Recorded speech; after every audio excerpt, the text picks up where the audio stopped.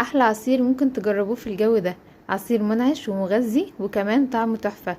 شايفين عصير قمر. تعالوا مع بعض نشوف العصير ده عملناه ازاي وايه مكوناته، ونقول بسم الله. اول حاجة معايا ده واحدة من البنجر اللي احنا فرزناه مع بعض، هبقطعه كده وبحطه في الفريزر.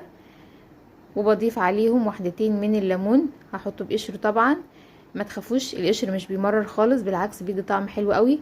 وده نعناع بقطعه كده وبحطه في الفريزر زي ما هو، بيفضل معايا طول السنة محافظ على لونه وطعمه كأنك عاملاه فريش حالا. وطبعا بضيف ربع كوباية من السكر ومكعبات من التلج وحوالي 3 كوبايات من المية، بخلطهم كويس قوي مع بعض.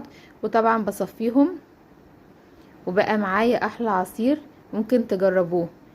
كفاية كمية الفوائد اللي موجودة في البنجر، والناس اللي بتحب الليمون بالنعناع هتحبه جدا، والناس اللي مش بتحب طعم البنجر مش هتحسوا بيه خالص في العصير ده. جربوه وقولوا رأيكم، وبألف هنا.